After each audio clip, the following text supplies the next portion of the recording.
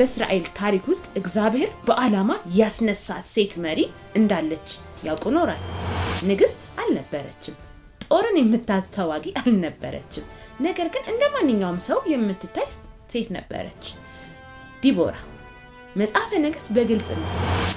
የእስራኤል ሕዝቦች በጭቆና አስርና ጠላቶች ድንበራቸውን በሚዘጉበት ጊዜ ወንዶች እውነታውን ብቻ መቀበል የነበረባቸው ጊዜ ነበር።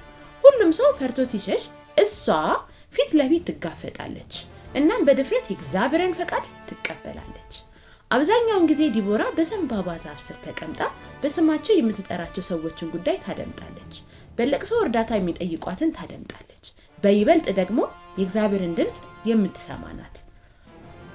አንድ ቀን ላይ የጦር አዛዡን ባርቅን ጠርታ የእስራኤል አምላክ እግዚአብሔር ሄደ ወደ ታቦር ተራራ ሲሳራንን በእጅ አሳልፌ እሰጥሃለሁ ብሎሃል ብላ ትነግረዋለች።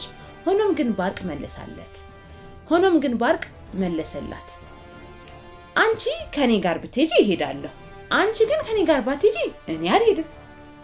በዚህ አንድ አረፍተ ነገር ፍርሃቱ ተገልጧል። ዲቦራ ወደ ኋላ አልተመለሰችም። እንዲህ አለችው፣ በእውነት ከአንተ ጋር እሄዳለሁ፣ ነገር ግን እግዚአብሔር ሲሳራን በሴት እጅ አሳልፎ ይሰጣልና ለአንተ ክብር አይሆንም።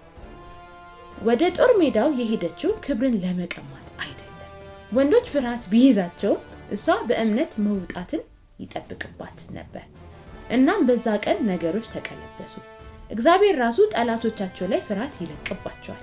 ሰረገሎች ተዝለፍልፈው በጭቃው ይላሳሉ፣ ወታደሮች በድንጋጤ ይሞላሉ።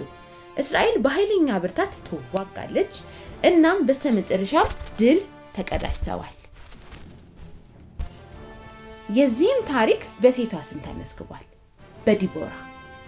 እናንተ ትንሽና ብቁ እንዳልሆናችሁ ተሰምታችሁ ግን ደግሞ ለእግዚአብሔር ፈቃደኛ ነኝ እያላችሁት ከሆነ ኮሜንቱ ላይ አሜን ብላችሁ ጻፉ።